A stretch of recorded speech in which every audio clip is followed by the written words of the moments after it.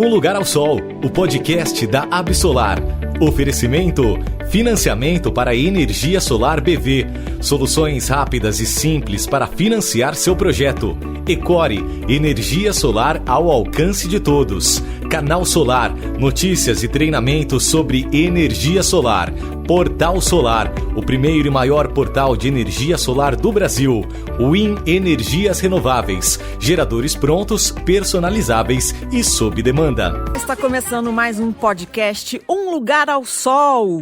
E o podcast de hoje tem tudo a ver com as cidades elétricas e com aquelas que infelizmente ainda estão desligadas. Pois é, gente, é incrível saber disso, mas ainda tem muito lugar no Brasil sem luz. E a gente vai falar sobre isso no podcast de hoje, que tem como tema eficiência energética e transformação social. E quem vai me ajudar hoje nessa roda de conversa é o Guilherme Susteras, coordenador do GT de Geração Distribuída da Absolar e também empreendedor nessa área de energia solar fotovoltaica. Olá, Susteras! Oi, Priscila, tudo bem? Que prazer estar aqui com você. Hoje tem muita coisa para a gente falar e eu quero apresentar para quem está ouvindo a gente os nossos dois convidados especiais. Eles têm tudo a ver com o assunto de hoje. Um deles é o Nelson Falcão. Ele tem muita experiência no setor elétrico e é também envolvido em projetos para levar energia para comunidades. Muito bem-vindo, Nelson. Boa tarde, Priscila, boa tarde, pessoal. Realmente eu tive na minha vivência, sempre acompanhei o setor elétrico nacional e principalmente as dificuldades do setor elétrico em atingir todos os brasileiros. Então vamos falar um pouquinho disso hoje para iluminar um pouco a vida de quem está ouvindo. Então é um assunto muito brasileiro, muito importante e a gente não pode esquecer de que aquilo que para muita gente é dado assim como automático, né? Chegar em casa, tocar num botão e ter luz, para muita gente não existe. Então vamos falar um pouco do impacto disso. Com a gente também vai estar o Eduardo Ávila. O Eduardo, ele é da Revolusolar. É uma ONG que está construindo a primeira cooperativa de energia solar do Brasil em favela. Eduardo, muito obrigada por estar aqui com a gente hoje. Obrigado, Priscila. Prazer estar com você, com o Nelson, com o Guilherme, com o pessoal da Absolar, do Litro de Luz. Grandes parceiros aí nessa missão de a gente juntar energia renovável, impacto ambiental com impacto social, né? Para melhorar a vida, a qualidade de vida dos brasileiros. Para começar, vamos entender bem o que é eficiência energética, né? É uma expressão que a gente costuma ouvir muito, mas eu não tenho muita certeza se ela é clara para todo mundo. Então eu vou pedir para você, Susteras, queria que você explicasse para a gente o que significa essa expressão na prática. Bom, eficiência energética é ser eficiente na forma como a gente produz e usa a energia. Então, você pode ser eficiente por quando você tem um equipamento moderno. Então, por exemplo, quando você troca a sua lâmpada tradicional incandescente pela lâmpada de LED. Ou quando você troca a geladeira por uma geladeira mais nova, que tem aquele serinho do Procel. Você pode ser eficiente quando você constrói a sua casa ou o seu ambiente de trabalho respeitando o mínimo uso de energia. Então, você protege do sol, você coloca isso filme no vidro para bater menos sol dentro da casa, e você pode ser eficiente também na forma como você se comporta, na forma como você usa energia, que é o que as mães de todos os tempos sempre gritavam: sai do banho, filha, eu não sou sócio da companhia de energia. Isso é eficiência energética, desligar o chuveiro quando está usando além da conta. No meu caso, Susteras, eu sou mineira de Juiz de Fora e meu pai falava isso. Apaga a luz, você está achando que eu sou sócio da Light? É isso aí. Aqui em São Paulo era a mesma coisa, minha mãe gritava: eu não sou sócio da Light, ainda lembrando o tempo que a Light ainda ficava aqui em São Paulo. Exatamente. E a energia solar, ela é uma medida de eficiência energética, porque quando você instala o painel solar próximo de onde a energia é consumida, você evita o desperdício das perdas de eletricidade que acontecem da geração até o consumo, você reduz investimentos, ou seja, você torna toda a economia, todo o ecossistema mais eficiente. É isso aí. E quando a gente pensa que essa eficiência impacta o dia a dia da gente, né, o bolso da gente, a conta no final do mês, fica mais próximo, aí a gente começa a entender melhor, se interessar mais, e eu acho que, na verdade, interessa a todo mundo, a todas as classes sociais, inclusive, né? Eduardo, conta pra gente o que é a Revolusolar e como que ela está mostrando que energia solar é para todo mundo. Bem, Priscila, a Revolu Solar é uma organização social sem fins lucrativos, da qual eu sou diretor executivo. A gente está completando 5 anos agora, e que surgiu na favela da Babilônia, aqui no Rio de Janeiro. E a gente trabalha pelo desenvolvimento sustentável das favelas, das comunidades de baixa renda, através de instalações de energia solar, medidas de eficiência energética, capacitação profissional dos moradores e educação infantil. E agora a gente quer construir a primeira cooperativa de energia solar numa favela do Brasil, né? E a eficiência energética, como o Guilherme falou, tem essas duas pontas, né? Tanto na produção quanto no uso. Então, na produção, um dos impactos que tem, que mostra que é sim para todo mundo, é que ela é mais barata. A geração solar distribuída é mais barata do que a geração tradicional.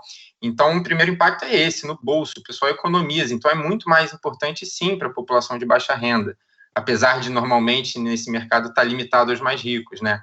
Tem alguns outros impactos também, por exemplo, a geração de emprego local de qualidade, educação ambiental que possibilita você aproximar a geração, você conduz a comportamentos mais eficientes no uso da energia, você possibilita acesso a regiões remotas, como a gente vai falar, e novas formas, como a gente está mostrando com a cooperativa, novas formas de organização e participação da comunidade, que você faz com que o consumo seja mais eficiente, porque o sistema é mais justo, é mais participativo, tem menos perdas e tem mais conscientização deles, né? Como você falou aí, né? Não é só colocar energia solar, né? É também treinamento sobre os hábitos de consumo, capacitação. Isso vale para todo mundo. Como que as pessoas respondem a esse tipo de informação? Quais os comportamentos que você vê em mudança quando vocês fazem esses treinamentos? Tanto o nosso programa de formação profissional quanto as nossas oficinas infantis na favela sobre sustentabilidade e energias renováveis ajudam muito a gente a aproximar o sistema de energia dessas pessoas e dessas comunidades que tradicionalmente são excluídas, né, do setor energético. Então, é muito comum lá dentro o principal vilão ser a companhia distribuidora de energia, porque eles não entendem como é que chega aquela conta de luz na casa deles, que eles têm que pagar super caro, né? Eles não entendem como é que a energia é gerada, transmitida, como é que chega até eles. Então, eles se sentem muito injustiçados e muito impotentes em mudar o sistema tradicional de energia. Quando você bota os painéis no telhado, aproxima eles desse sistema tão complexo e tão abstrato, né, que é o energético, mas ao mesmo tempo é tão essencial, eles ganham um emprego com isso, eles entendem como é que aquele processo funciona, eles geram renda, geram oportunidades de educação para as crianças. Então, é muito importante para que eles se sintam parte e, a partir daí, se tornem protagonistas e se engajem nesse processo de transformação. Susteras, o que você acha de tudo isso que o Eduardo está falando? O que eu acho muito legal que o Eduardo está falando especialmente essa questão da capacitação das crianças, né? Você, desde muito cedo, você mostrar para elas que a importância da energia elétrica, né, que o recurso natural ele não está aí à disposição o tempo todo, que ele é limitado, e que no final das contas vão ser as crianças que vão gritar para as mães, desliga a luz aí que a gente não é sócio da Light, né? Você começa a criar essa cultura desde cedo, e um ponto que é importante também é mostrar, acabar de uma vez com todas dessa imagem de que energia solar é coisa de gente rica, né? Eu acho que o ponto aqui, quando o celular apareceu no Brasil, lá nos anos 90, era só coisa de pouquíssimas pessoas, né? Mesmo telefone fixo antigamente, né? Você tinha que entrar na fila, você tinha que declarar imposto de renda. Essa coisa do telefone, ele virava até um bem que passava para herdeiros, né? Exatamente. E aí a energia solar, ela está se tornando tão popular quanto os celulares estão se tornando, vai se tornar popular, tão popular quanto os celulares já são populares hoje. E a ideia é que você consegue ter energia solar, você consegue se introduzir no mundo da energia limpa, você consegue se introduzir no mundo da eficiência energética, todo mundo, seja lá de norte a sul do Brasil, da favela ao Leblon, em todo lugar que você vai, você tem as pessoas com capacidade de entender e atuar no mundo da energia elétrica. É uma forma de inclusão social, eu não tenho dúvida nenhuma. O Nelson, você percorre o país inteiro, né? Conhece muitos projetos sociais. Como é que você vê isso tudo? As pessoas recebem isso de forma facilmente ou elas se assustam porque acham que é uma tecnologia avançada demais para elas, já que elas são pessoas de uma camada mais simples, né? Vamos dizer assim. Veja, eu vou até aproveitar o gancho do Sustera e fazer um paralelo. Ontem eu vi uma reportagem de um treinador de cavalos aí numa região remota que, devido à pandemia, a filha dele não podendo ir à escola, ele saía com seu celular, andava cerca de 1 hora para ir até a escola para conseguir um sinal de internet. E nesse sinal de internet ele descarregava as aulas, voltava para casa, andava mais 1 hora para poder passar as aulas com a filha num celular, com a tela quebrada, um celular muito simples. Aquilo me chamou a atenção como é difícil para a grande maioria dos brasileiros, apesar de que quem vive nos grandes centros imagina que tudo é igual, como é difícil o acesso à internet, um acesso à luz elétrica, e tudo isso tem impacto direto na vida das pessoas, muito mais numa época de pandemia. Então, pegando esse gancho do Sustera, naquela época que o telefone era um bem que a gente tinha que declarar no imposto de renda, a gente era refém de um sistema telefônico arcaico. Ou seja, a gente tinha que entrar na fila, a empresa de telefonia tem que fazer toda uma rede para nos atender, um processo longo, burocrático e que atendia realmente uma minoria. A mesma coisa está acontecendo com a energia elétrica e com a energia solar. A rede elétrica do Brasil é uma rede elétrica interligada, né? Alguns países têm isso, não são todos, mas o Brasil possui uma rede elétrica interligada. Mas, infelizmente, por mais que seja uma rede elétrica extremamente moderna, e de grande porte, ela não atende a todos os brasileiros. A gente sabe ainda que nem todos têm energia elétrica. Então, esse é o primeiro ponto. A energia solar dá condição de levar energia imediatamente, de forma barata, para comunidades remotas. Mas mais do que isso, e é o ponto do que a Revolução Solar está fazendo, mesmo quem vive em grandes centros urbanos não tem necessariamente um serviço de qualidade, não tem necessariamente condição de entrar nesse sistema que a gente queira ou não, a gente é refém do sistema elétrico que passa na porta da nossa casa. E a luz solar, ela vem justamente, a energia solar, ela vem justamente para mudar isso. A partir do momento que a energia solar se torna mais fácil, mais acessível, você tanto pode se desconectar da rede, como você pode complementar a rede existente com pequenos pontos, entre outros exemplos, da favela que o pessoal da Revolução Solar está trabalhando, mas você pode complementar as deficiências de extensão da rede elétrica existente, colocando unidades de geração solar. Você pode ter certeza que o benefício muito grande. O impacto para as comunidades que não têm energia ou que a energia é muito ruim, o impacto é tremendo. Você pode imaginar a condição de uma comunidade de ter energia para poder trabalhar, para poder estudar, para poder, inclusive, ter comércio, como, por exemplo, as populações ribeirinhas, né, que depende muito de um comércio que é ali feito na beira do rio mesmo, sem energia, eles têm que ter, o comércio é limitadíssimo, durante as horas que tem energia, que tem luz solar. Com energia, é uma das iniciativas, por exemplo, do Litro de Luz, eles podem prolongar isso, ter uma flexibilidade maior no negócio deles ali nos ribeirinhos, né? Eles podem estudar, eles podem, inclusive, ter uma pequena geladeira movida à luz solar e guardar medicamentos, guardar comida. Então, o impacto dentro de uma comunidade que não tinha energia ou que tinha uma energia muito cara é inimaginável para quem não está vivendo ali. Vocês até já mencionaram uma ONG que a gente vai conhecer agora e que atua muito com comunidades em todo o país, que é o Litro de Luz.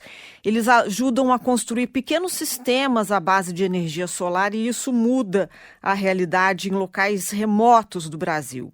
A nossa produtora Camila Gomes, ela fez uma reportagem com eles. Vamos ouvir. A principal filosofia do Litro de Luz é iluminar o Brasil inteiro, uma garrafa de cada vez. O sonho é da Juliana Silva, diretora de desenvolvimento social da ONG Litro de Luz, que teve início no Brasil em 2015 e transformou a energia solar em uma solução simples de inclusão social. Nós já atuamos em vários estados brasileiros.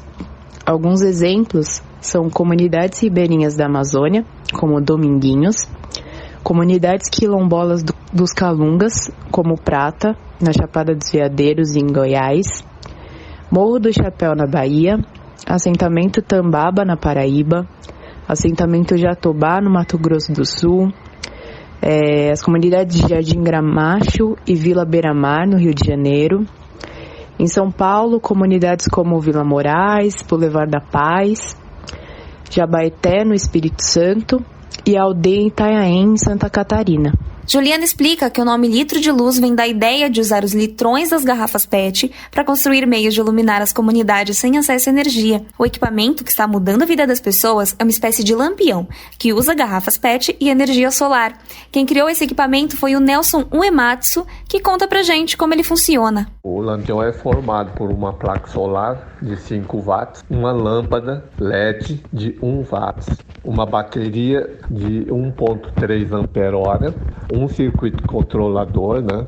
Um interruptor de liga e desliga, e a parte da lâmpada é protegida por uma garrafa PET cortada, tá? E a parte da estrutura é formada por cano de PVC. Ele tem uma autonomia diária de 4 horas contínua e o tempo de recarga da bateria é em torno de 4 a 5 horas diárias. O projeto já mudou a vida de mais de 16 mil pessoas em todo o Brasil. E daqui a pouco eu volto para trazer exemplos de comunidades impactadas pelo Litro de Luz. Gente, eu adorei esse projeto, na verdade. Eu não conhecia essa iniciativa e quando eu vi a reportagem da Camila, a nossa produtora, eu fiquei encantada. E eu sei que, Nelson, você conhece o Litro de Luz, né? E você pode falar um pouco para a gente sobre a sua experiência com eles e como é que você enxerga a energia solar sendo usada nesse projeto. Então, eu encontrei o pessoal do Litro de Luz, algum tempo atrás, num evento no Ceará, e fiquei apaixonado imediatamente. Realmente a ideia é muito boa, é muito simples, né? Usando materiais extremamente simples e baratos, eles conseguem levar a luz para lugares onde não tem eletricidade, né? E com isso mudar a vida das pessoas. É exatamente o que eu estava falando na minha fala anterior, que aquilo revoluciona a qualidade de vida em várias situações. Uma delas são as comunidades ribeirinhas, como ela mencionou aí na reportagem, outras mesmo em grandes centros urbanos, em locais escuros, onde você não tem uma iluminação pública adequada. Enfim, é um impacto da energia, principalmente energia solar, na vida das pessoas. O impacto social é tremendo. Quem trabalha com energia solar e estiver nos ouvindo, que pensem também nessa questão. É muito bacana, a energia solar tem vários atributos, a gente é fã, eu também sou parte da Absolar, mas lembrem-se que essa ferramenta tão poderosa, além de tudo que ela tem de bom, ela também tem uma capacidade de ter impacto significativo na vida das pessoas. Pela própria característica dela, pelo fato dela ser transportável, pela ser móvel, ela poder ser guardada em baterias, ela tem uma capacidade incrível de impactar a vida das pessoas. Vamos pensar nesse lado social, pessoal. E eu costumo dizer o seguinte, quem é da energia solar pensa muito em dólar por watt-pico, reais por watt-pico, pense no impacto de famílias atendidas. Isto é fundamental. Eu acho até que quando a gente fala em logística e infraestrutura da Amazônia, por exemplo, que é um tema que está muito em voga, nossa, a energia solar tem que entrar, né? Tem que entrar nessa discussão. Ainda sobre essa reportagem, eu queria saber do Susteras e do Eduardo. Como é que vocês acreditam que essas iniciativas ajudam a mudar o conceito que se tem hoje de eficiência energética? Vamos começar com o Susteras. Priscila, olha só, né? Você vê de um lado a evolução da tecnologia, a tecnologia da eficiência energética viabilizando essa revolução social, né? A gente ouviu aí que ela é uma montagem simples, a garrafa PET com uma lâmpada de LED. Então, você vê que o avanço da tecnologia de LED permitiu que você conseguisse, com pouca energia, fazer muita diferença na vida das pessoas. E qual seria a alternativa? A alternativa seria a escuridão, ou seria o lampião, ou seria um gerador a diesel. Então, vamos imaginar que a gente conseguisse levar gerador a diesel para uma dessas comunidades isoladas. Olha a complicação de você levar o diesel até lá, você fazer a manutenção do gerador, e você lidar com o ruído, você lidar com a poluição daquele gerador diesel. Olha como uma coisa simples, ao alcance de todo mundo, consegue fazer a diferença na vida das pessoas, trazendo a energia para dentro de casa, trazendo a eficiência para dentro de casa, usando recursos naturais de forma mais eficiente e promovendo melhorias substanciais nas vidas das pessoas. É disso que a gente está falando. Não é nada de outro mundo, não é nada maluco. São iniciativas simples de pessoas como o pessoal da Litro de Luz consegue colocar isso facilmente na vida das pessoas. Eduardo, a gente ainda vai ter uma segunda parte da reportagem, mas eu queria que você comentasse esse primeiro trecho que a gente mostrou da reportagem da Camila sobre o litro de luz. Claro, perfeito. Eu concordo com o Guilherme e com o Nelson. A energia solar é muito mais simples do que esse sistema tradicional de energia elétrica que a gente construiu no século passado, né? Ele é muito mais adequado para as comunidades e para as pessoas e para gerar impacto social, né? E sobre o litro, eu já fui voluntário, inclusive, do litro, inclusive na área de desenvolvimento social da Juliana, que ela comentou aí na reportagem. Aprendi muito com o litro. Na Revolução Solar, a gente está numa fase um pouquinho diferente, a gente ainda está começando e validando esse nosso modelo de atuação para que ele seja replicável. A nossa atuação é um pouquinho diferente também. A gente trabalha com energia solar conectada à rede, né, até o momento, e com esse modelo de desenvolvimento sustentável das comunidades, mas a gente aprendeu muito com o litro sobre a importância de se estruturar uma metodologia padronizada, mas que também é adaptável às comunidades, para atuação nesse desenvolvimento comunitário, por exemplo. E no nosso caso, mesmo para as comunidades urbanas que estão conectadas à rede elétrica, como as favelas, o acesso, como o Nelson falou, é inadequado. Inclusive, tem um objetivo do desenvolvimento sustentável da ONU, que é uma agenda que eles montaram, o número 7, que diz que a gente tem que assegurar o acesso confiável, sustentável, moderno e a preço acessível à energia elétrica para todos. Então, tem essa questão da qualidade da rede elétrica e do preço ser acessível também. Então, a gente tem essa visão, a gente agrega com essa visão de impacto a do litro também, que é super importante, no bolso de reduzir a despesa, de gerar renda, emprego, ser uma oportunidade de educação, de melhorar a qualidade, a confiabilidade da rede. E aí, uma vez validado esse nosso modelo e pronto para ser replicado, a nossa intenção é, sim, levar para outras comunidades pelo Brasil, como quilombolas, indígenas e tal, outras que têm desafios e potencialidades similares também, porque bate todo o sol nessas comunidades que é necessário, né, para o consumo de energia delas. Então, é entender os desafios, mas também entender as potencialidades que tem nesses territórios. Eu vou pedir 30 segundos da sua atenção para chamar um break. A gente já volta.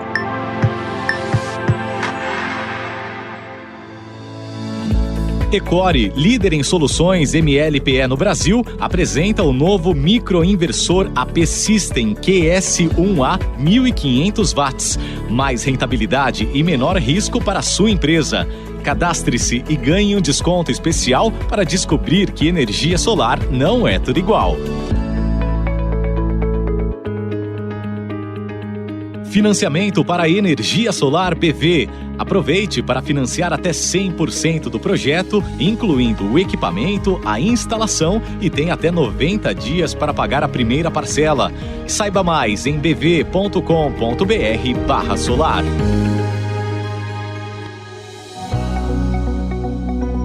Um Lugar ao Sol, o podcast da Absolar.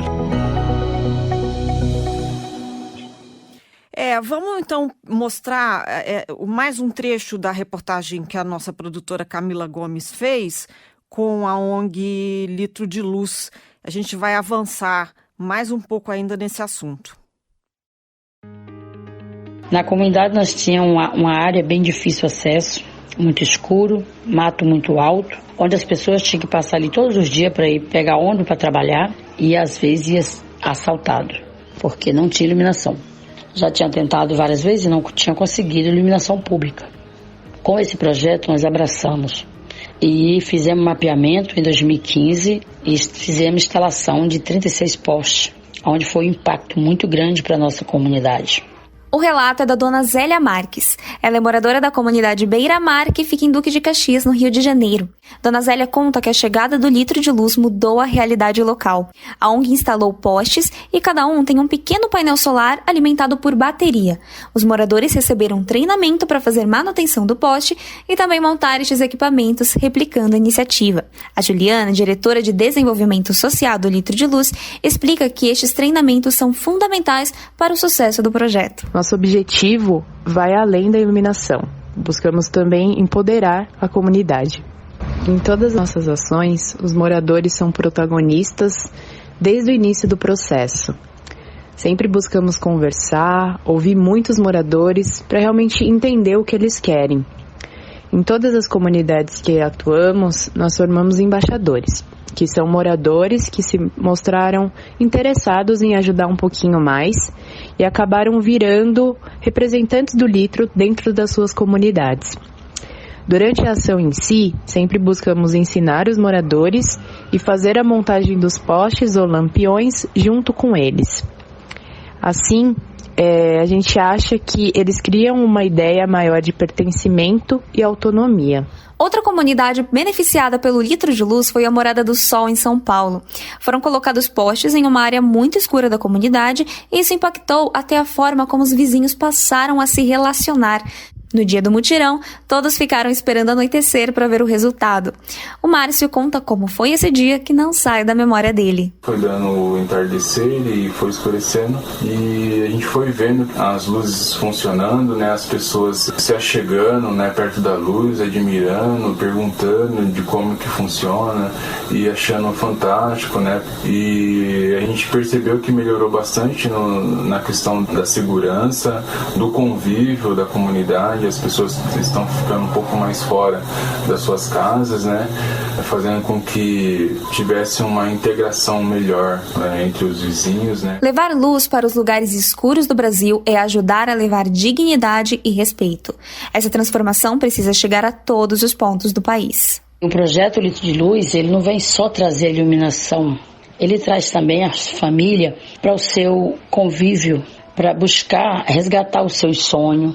No caso específico do litro, iluminar comunidades sem acesso à energia elétrica com uma solução que utiliza energia solar também é uma ajudinha para o meio ambiente, para fortalecer aos poucos a mudança do uso de energias não renováveis. A principal filosofia do litro de luz é iluminar o Brasil inteiro, uma garrafa de cada vez. Eduardo, a gente viu os casos relatados aí nas comunidades. Qual que é a solução que a Revolusolar está trazendo? Aliás, antes de você responder isso, eu queria que você me tirasse uma dúvida. A gente pode usar a palavra favela e comunidade corretamente ou existe uma diferença? Como é que vocês estão lidando com as duas palavras atualmente? Esse é um ótimo tema, porque muitas vezes se confunde, né, os termos favela e comunidade, justamente por essa tradição desses territórios da coletividade, da autogestão, dos mutirões, da cooperação. Então, quando a gente perguntou para as lideranças comunitárias, qual que foi a resposta? Favela é o território, é o morro onde está aquela comunidade. A comunidade são as pessoas, é a população que habita aquele território. Então, está tudo certo a gente usar os dois termos. Não, ótima essa explicação, porque eu tenho visto muita gente confusa em relação a isso. E aí, agora, por favor, então, se você puder me dizer sobre o que a Revolusolar está trazendo. Só uma característica em comum, comentando a reportagem que a Juliana comentou, né, a reportagem da Camila, uma característica em comum do litro de luz da Revolusolar é justo isso que a Juliana comentou do protagonismo que o morador da comunidade beneficiária tem no projeto, em todas as fases do projeto. Sem isso é impossível a gente levar uma solução de impacto social para esses territórios. Então a Revolusolar surgiu dentro da favela da Babilônia, aqui no Rio de Janeiro. Até hoje a nossa sede é dentro da favela. A gente faz tudo em conjunto com as lideranças comunitárias da favela, eles são os porta-vozes da comunidade, na comunidade. São eles que conhecem, né, as necessidades, as normas sociais, a dinâmica e as potências que tem ali. Então, a gente atua com esse suporte da tecnologia, com esse modelo, e fazendo uma ponte com apoiadores, com treinamento, e eles adquirem a técnica, né, que precisa para instalar e fazer a manutenção das placas na comunidade. Então, a gente empodera a comunidade, conversa com eles sobre as inovações que vêm deles, na maioria dos casos. E a gente tem essa metodologia dos ciclos solares, né, que alia a instalação de energia solar, a capacitação profissional e as oficinas infantis, promovendo, então, o envolvimento da população local em todas as fases do projeto. Então, a gente dá esse suporte para o que eles precisam e demandam, mas tem esse pertencimento, essa autonomia, que já é muito forte, como a gente falou, esse senso de coletividade, comunidade lá dentro. E agora a gente vai além, a gente vai construir essa primeira cooperativa de energia solar numa favela do Brasil, com esse modelo da geração compartilhada, que a gente viu que seria o mais adequado a essa característica das favelas, em contraponto às instalações individuais, né? Então, esse sentimento de comunidade, de protagonismo e de autogestão deles vai ser impulsionado com essa primeira cooperativa solar numa favela, porque eles vão fazer a gestão da cooperativa, eleger a diretoria, tomar as decisões por conta própria, e a gente dá esse suporte. Eu achei muito bacana você falar essa questão de ouvi-los antes de levar solução, né? É importante que venha deles a demanda e vocês, então, levam a solução a partir disso, né? Os depoimentos da reportagem são muito emocionantes. Realmente viver no escuro é algo que não deveria existir em lugar nenhum do mundo hoje, né? A gente não consegue imaginar. A gente que vive em São Paulo ou em todas as capitais, como é que pode alguém ainda viver no escuro e isso ainda existe? Você deve ter muita história como essas de inclusão, né, Eduardo? Sim, com certeza. A gente, como a gente comentou, a gente não trabalha, nas comunidades que a gente trabalha, tem acesso à rede elétrica, então eles não estão no escuro. Mas muitas vezes tem uma limitação do consumo, porque não cabe no bolso. A energia elétrica no Brasil, principalmente aqui no Rio de Janeiro, é muito cara. Na última década, o preço da energia elétrica cobrada das casas mais do que dobrou, então não cabe no bolso deles. A qualidade da rede elétrica na favela é muito pior do que em outras áreas da cidade. E então os nossos impactos são um pouco diferentes do que o do litro traz. Essa questão de você economizar na conta de luz para conseguir gastar em outras coisas. Então a gente tem, por exemplo, uma história de um projeto que a gente fez na Escolinha Tia Persília, que é uma instituição comunitária da favela, que com as economias na conta de luz, cerca de R$6 mil ao ano que eles economizam agora em conta de luz com a placa solar que a gente instalou lá, eles podem gastar esse dinheiro para comprar melhor material escolar para as crianças, alimentação, pagar melhor as professoras e tal. E tem muitas histórias também tem o Adalberto, por exemplo, que é o primeiro instalador de energia solar numa favela do Brasil, que ele tem uma história de vida super difícil, veio batalhar por uma vida melhor no Rio de Janeiro e hoje é um instalador de energia solar inserido nesse mercado em crescimento exponencial, né? Tem as histórias das crianças das escolas que a gente faz as oficinas, que brilha o olho delas quando agora elas sabem falar de energia solar, de sustentabilidade. Então, são muitas histórias complementares para mostrar que os impactos são diversos que a energia solar pode trazer para a gente, né? Estando conectado na rede ou não. Olha, infelizmente não tive essa oportunidade de fisicamente visitar uma comunidade que não tivesse, mas assim, eu vi vários depoimentos e é impactante quando você ouve uma pessoa falar de todo o impacto que a energia elétrica traz na vida de uma comunidade, mesmo pequena, né? Desde escola, desde a própria alimentação, né? A comida que pode ser preservada numa geladeira, remédios, vacinas, trabalho, enfim, é radicalmente diferente a vida de uma comunidade que tem acesso à energia elétrica. Então, o desenvolvimento daquela comunidade, em termos financeiros também, em termos de educação, em termos de saúde, é impactante, é muito grande. Agora, a gente sabe que ainda hoje, mesmo depois de todos esses programas, ainda existem muitas comunidades isoladas, né? Isoladas que eu digo da rede elétrica. Então, esse programa ainda continua, né, deve ser a atenção de todos nós, mas no caso da favela, você vê que a complexidade é outra. Eles têm uma rede elétrica lá, só que essa rede elétrica, primeiro, não tem a qualidade para atender a eles, segundo, o custo é inacessível. Então, são dois fatores completamente opostos, né?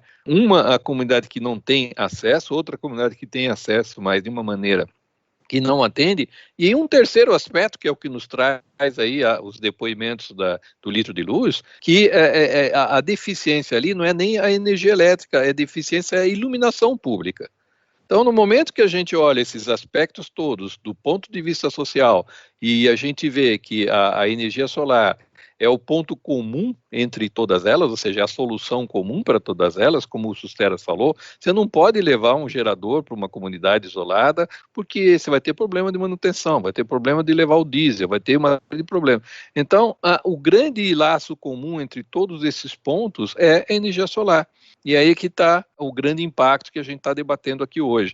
É como que nós todos podemos fazer para levar a energia solar para todas essas situações de uma maneira eficiente e rápida. E esse modelo, tanto da Revolução Solar como do litro de luz, ele pode ser multiplicado muito facilmente em vários lugares. Esse é o ponto. Acho que é isso que a gente tem que ter em mente. O índice de universalização do acesso, em teoria, na energia elétrica no Brasil é bem alto, mas a qualidade do serviço que chega nessas pessoas é bem precário. No nosso caso, a gente tem usinas aqui no interior de São Paulo, menos de 200 quilômetros da cidade de São Paulo. E o sistema de distribuição de energia elétrica da região onde a gente construiu a nossa usina era precário, eram sistemas, postes de madeira, que estavam quase caindo, qualquer chuva, qualquer vento, acabava a luz do bairro inteiro. E quando a gente instalou a nossa usina, a gente investiu e reformou todo o sistema de distribuição de energia elétrica ali da região. Então, a energia solar também tem esse poder de inclusão para os seus vizinhos, mesmo quando a energia solar não é dentro de uma favela ou não é um projeto como a Litro de Luz, ainda que seja um projeto tradicional, normalzinho, assim, exemplo livro-texto de uma usina solar, ainda assim ela tem benefício para a sua região, porque a chácara vizinha da minha usina era um vagalume, quer dizer, qualquer ventania, qualquer chuvinha já acabava a luz deles, e agora que a gente reformou a rede de distribuição, dentro do nosso pacote de investimento, também os nossos vizinhos da nossa usina agora têm um sistema elétrico mais confiável. Essa é uma das muitas outras externalidades positivas, como os economistas gostam de falar, que nada mais é do que benefícios adicionais que o investimento traz para as pessoas ao redor, que mostra que a energia solar é bom para quem tem e para quem ainda não tem, mas pode ter se quiser. Em relação a isso que o Guilherme falou, a gente tem esses dados que no setor elétrico você tem esse indicador da qualidade do serviço, né? Que é a frequência das quedas e a duração dessas quedas. A gente vê que na favela as quedas de luz são muito mais frequentes e muito mais duradouras do que em outras áreas da cidade, enquanto eles pagam proporcionalmente em relação à renda muito mais do que as outras áreas da cidade. E quando você liga para a companhia distribuidora fazer o atendimento técnico lá, ele é muito mais demorado do que em outras áreas da cidade, porque a companhia alega que os funcionários têm dificuldade de entrar nessas comunidades para fazer os reparos, porque são consideradas áreas de risco. Então, são comunidades que têm a qualidade do serviço é pior, o preço é mais alto e o atendimento não é adequado. Então, eles se sentem muito injustiçados e à margem desse sistema que a gente está falando aqui. É verdade. Eu amei o assunto de hoje do nosso podcast e eu queria deixar aqui uma pergunta para vocês. O que falta para a energia solar fotovoltaica se massificar, ficar mais popular, mais acessível no nosso país? Vamos começar, pode ser Susteras. Acho que o exemplo... Bom, primeiro, falta tempo. Então, com o tempo, isso vai se massificar, isso vai se democratizar. A modalidade de geração compartilhada, que é a modalidade que o Eduardo está implantando lá no Rio de Janeiro, ela é de longe a modalidade mais democrática, não porque ela está na favela, porque ela não precisaria estar na favela, como é o caso das nossas usinas aqui em São Paulo.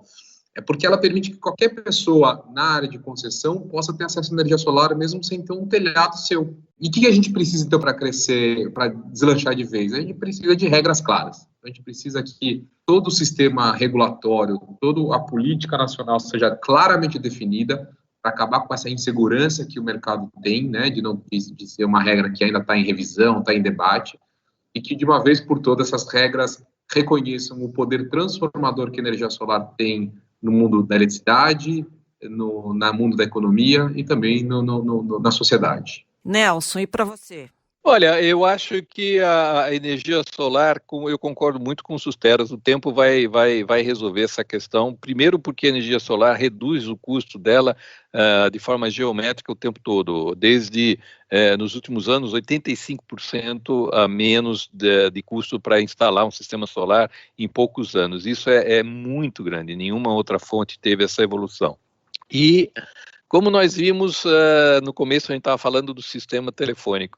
A mesma coisa que aconteceu com o sistema telefônico, que ficou obsoleto, e a tecnologia mudou o sistema telefônico, as pessoas reagiram para ser completamente independentes de um sistema obsoleto, a mesma coisa vai acontecer com a energia elétrica. Primeiro, obviamente, já está acontecendo nas classes que têm mais acesso a isso, mas isso ao longo do tempo vai se tornar tão popular quanto o telefone. Hoje nós temos no Brasil mais telefones habilitados do que habitantes. Sim. E seguramente em um momento vamos ter mais instalações solares, até eventualmente tantas instalações solares quanto as conexões, mais instalações solares do que conexões ao sistema. Isso vai acontecer. Então, a forma de acelerar isso é como o Sera falou, é que o marco regulatório possa ajudar, que a sociedade se mobilize. Iniciativas como a da Revolução Solar e do Litro de Luz são fundamentais para isso. E para você, Eduardo? Olha, concordo com o que eles disseram, o tempo vai ajudar, mas eu acredito que a gente precise de modelos adequados com esse fim. A gente precisa ter uma clareza de que a gente tem esse objetivo. Uma vez claro que a gente tem esse objetivo, a gente consegue desenhar o caminho para chegar lá. Então, modelo de negócio adequado, com essa ideia da geração compartilhada, né, dos pagamentos mensais, que seja um modelo que caiba no bolso dessa população, modelos de financiamento adequados, com análise de risco adequada e personalizada para esses contextos, modelo regulatório que traga a perspectiva que a gente chama socioterritorial nessa discussão de revisão da regulação, social, por quê? Para tratamento específico, para projetos de impacto social. Muito se fala do Robin Hood às avessas, né, uma linha de argumentação das distribuidoras. Então, que tal a gente fazer um Robin Hood no lado certo? Sim. E a visão territorial também, de reconhecer essas especificidades da geração compartilhada, por exemplo, dentro de uma comunidade, em que a geração é num telhado bom da comunidade e o consumo é em local próximo. Não dá para ter o mesmo tratamento de fazendas solares que usam quilômetros de linhas de transmissão. Então, incluir essa perspectiva socioterritorial nessa revisão regulatória e na inclusão de políticas públicas mais modernas e mais inteligentes, eu acho que são os próximos passos para a gente democratizar a energia solar e promover essa transformação social que ela pode causar no Brasil. Maravilha. Pessoal, infelizmente o nosso tempo acabou, o papo estava ótimo.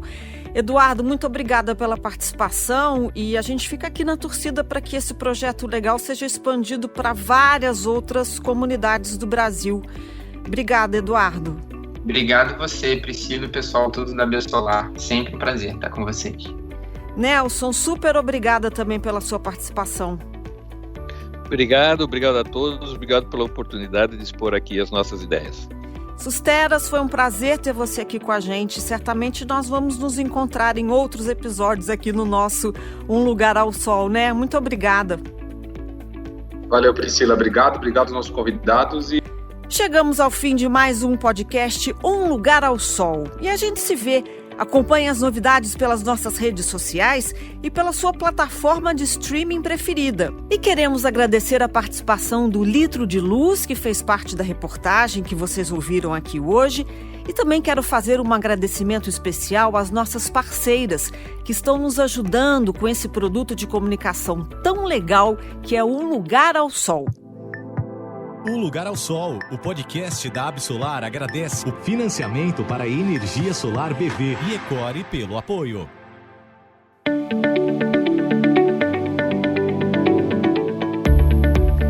O podcast Um Lugar ao Sol tem a apresentação de Priscila Brandão, que aqui vos fala, Direção e roteiro de Kika Tomás, produção de Camila Gomes e gravação e edição da Compasso Colab. Eu te vejo no próximo podcast. Um beijo!